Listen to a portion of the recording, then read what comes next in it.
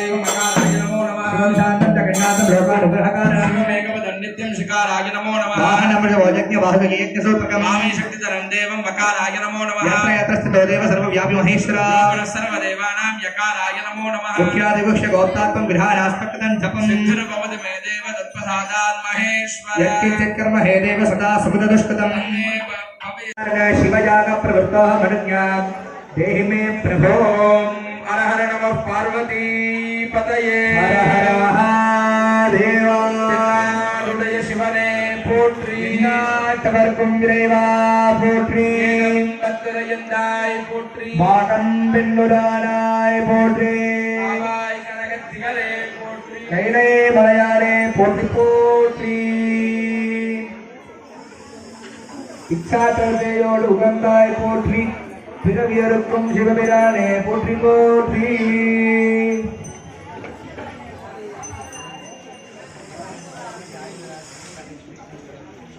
எல்லாம் வல்ல உமையொருவாகனின் குருவருளும் திருவருளும் துணை கொண்ட வண்ணமாக நமது தானுலிங்கேஸ்வர சுவாமி ஆலயத்தின் மகா கும்பாபிஷேக பெருஞ்சாந்தி திருவிழா வைபவத்தின் இரண்டாம் நாள் இரண்டாம் கால யாக விரும்பியானது யாகசாலையிலே சிறப்பானதொரு முறையிலே நடைபெற்று வருகிறது. இப்பொழுது நமது ஆலயத்தில் இருக்கக்கூடிய விநாயக பெருமான், முருக பெருமான், தானுலிங்க சுவாமி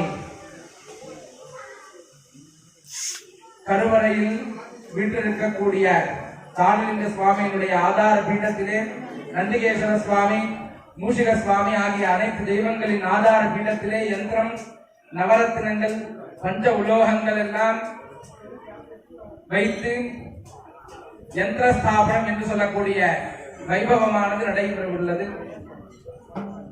ஒரு கும்பாபிஷேகம் என்பது, ஒரு கும்பாபிஷேகத்தை நம்ம பார்க்கணும் அப்படின்னா 12 வருஷ காலம் நம்ம அதற்காக 12 வருஷ காலம் அதற்காக நம்ம வந்து சுவாமியினுடைய ஆலயத்துல பூஜை நடக்கிறத பார்க்கணும். 12 வருஷம் முடிஞ்சதுக்கு அப்புறம் தான் ஒரு கும்பாபிஷேகம் நடக்கும். இந்த கும்பாபிஷேகங்கிறது 5 வகை.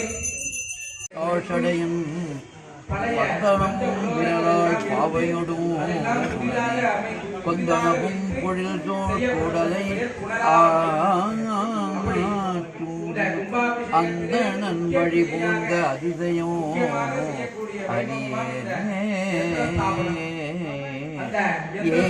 இடர் கடலில் அடைப்பட்டு இப்பிறவி அறுத்தேதமாகி கூவி அமருலகம் அனைத்தும் உருவி போது முறையில்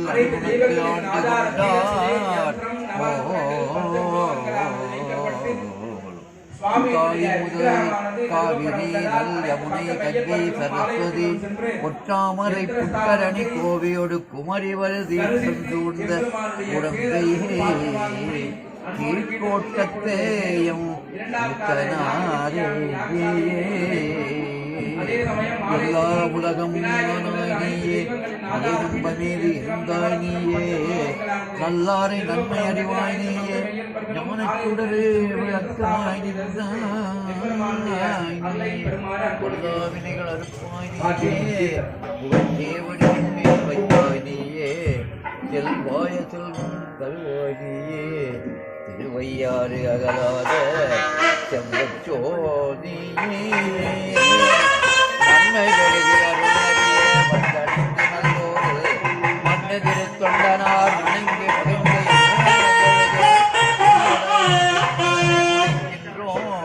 என்று அவர்கள்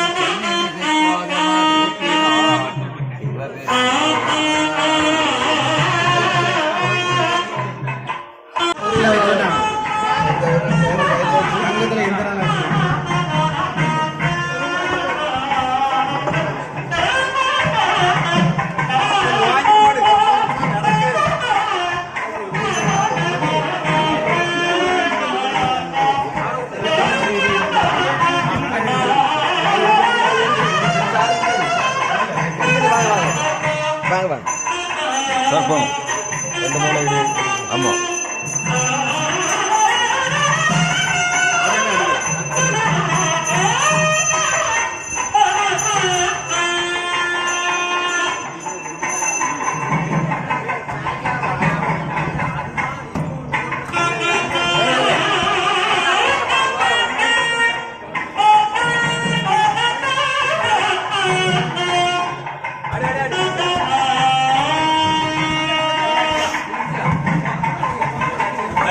ரெண்டு துணி எடுத்து விடுவா கையில தொடக்க வேண்டியது துணி கை தொடக்கி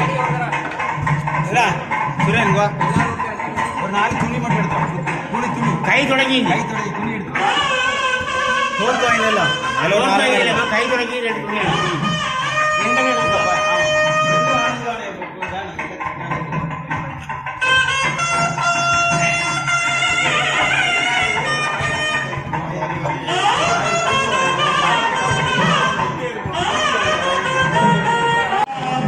வா மணி வா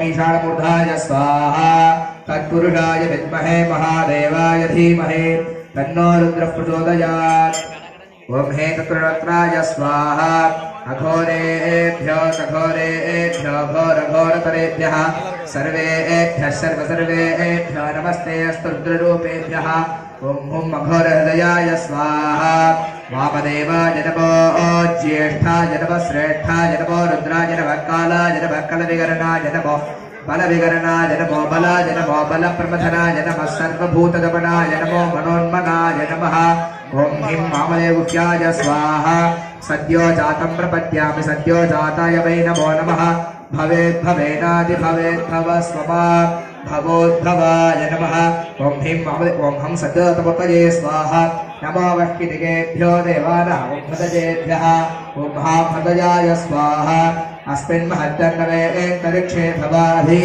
वेदागुं सहस्रयोजने बधन्वाणि तन्मसि ओम ह्रीं शिरसे स्वाहा याते रुद्रशिवा तनोरघोरापापकाशिनी प्रजानस्तनुवाशन्तमजागरिणन्ताभिदागणीः ओम हूं शिखायै स्वाहा अध्यबोधनति वक्ता परमो दैव्यो भिटके अहीगस सर्वाजभय सर्वाजयात धान्यः ओम ह्रीं कवचाय स्वाहा त्र्यम्बकैयजामहे सुगन्धिं पुष्टिवर्धनम् उर्वारुकमिव बन्धनात् मृत्योर्मुक्षीयमामृतात् ओम हौं नेत्रेभ्यः स्वाहा प्रमञ्चधन्वनस्त्वमुभयोराग्नियोर्ज्या यास्तते हस्तगिषवः पदाता भगवो वप अस्त्राय स्वाहा व्योमो व्यापिने स्वाहा ओम हां व्योमो व्यापिने स्वाहा ओम व्योमरूपाय स्वाहा सर्वव्यापिने स्वाहा अनंताय स्वाहा अनाथाय स्वाहा अनाशताय स्वाहा ओम ध्रुवाय स्वाहा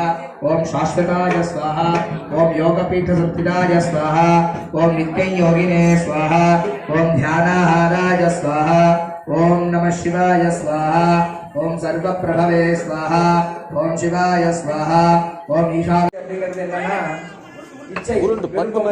ஒவ்வொரு விஷயத்தையும் செய்யக்கூடிய விருப்பம் பூண்டு நாம் செய்தோமையானால் அதற்கு பெயர் இச்சாசக்தி என்று பெயர். சுவாமியுடைய கோவில் பாலாலயம் செய்வதிலிருந்து கும்பாபிஷேகம் எல்லாருக்கும் நம்மளுடைய விருப்பம் இருக்கு. அப்படிங்கறதுனாலதான் இந்த இரண்டாவது கால பூஜை சுவாமிக்கு இந்த இடத்துல நடந்துருக்கு. அப்ப நம்ம இடத்துல இச்சை இருக்கு, விருப்பம் இருக்கு, சுவாமிக்கு இதெல்லாம் பண்ணணுங்கிற விருப்பம் நம்ம இடத்துல இருக்கு அப்படின்னா அதுக்கு பெயர் இச்சாசக்தி அப்படின்னு சொல்லுவாங்க. அடுத்தபடியா ஞான சக்தி. சுவாமிக்கு கும்பாபிஷேகம் பண்ணணும்னு வந்துட்டோம். அது என்ன கும்பாபிஷேகம்? அந்த கும்பாபிஷேகத்தில் செய்யக்கூடிய பூஜைகள்னா என்னென்ன அப்படின்னு அந்த கும்பாபிஷேகத்தை என்னென்ன பூஜை பண்றா அப்படிங்கறத நம்ம தெரிஞ்சுக்கிறோம். அப்படிங்கிறது பெயர் ஞான சக்தி அப்படின்னு பெயர். கொஞ்சம் தள்ளிக்கோ. இந்த கும்பாபிஷேகங்கிறது 4 வகைப்படும். முதலாவதாக செய்யக்கூடிய கும்பாபிஷேகம் அனாவர்த்தன கும்பாபிஷேகம் அப்படின்னு. உழுதல் முதல் நிறுவுதல் வரை என்பது ஆகமம். தர்சனம் அப்படின்னா உழுதல். முதல்ல பூமியை இந்த பூமியை பரீட்சை பண்ணி அந்த பூமியில கோவில் கட்டுறதுக்கு தகுந்த நிலமா அப்படின்னு அதை பரீட்சை பண்ணணுமா. பரீட்சை பண்ண பிறகு அந்த